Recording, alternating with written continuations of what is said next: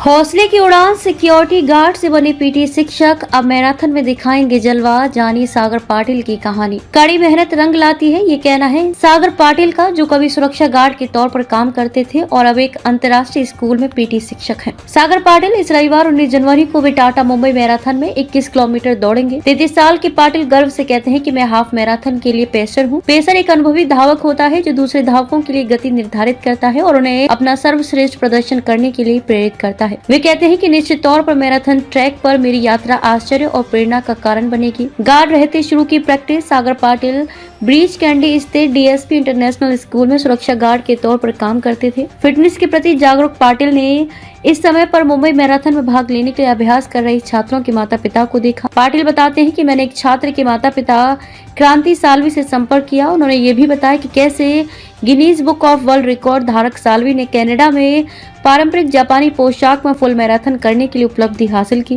पाटिल कहते हैं कि मुंबई के ज्यादातर लोगों की तरह मुझे भी अपने लिए बहुत कम समय मिलता था, लेकिन उनका कहना है कि वे खेल के प्रति अपने जुनून को पूरा करना चाहते थे। कैसे शुरू की प्रैक्टिस। पाटिल बताते हैं कि वह सुबह 4:20 पर अपने डोंबिवली घर से पहली ट्रेन पकड़ते थे। दौड़ की प्रैक्टिस के लिए स्कूल जल्दी पहुंच जाते थे। वहां से वे वली डेयरी या फिर सीलिंग तक दौड़ते थे और वापस आते थे। ये दूरी लगभग 8 से 10 किलोमीटर है। कई बार वे मरीन लाइंस की ओर निकल जाते थे और ड्यूटी शुरू करने के लिए स्कूल वापस भागते थे। पाटिल कहते हैं कि इस दौरान स्कूल के शिक्षकों, प्रिंसिपल और छात्रों के माता पिता ने मेरा साथ दिया।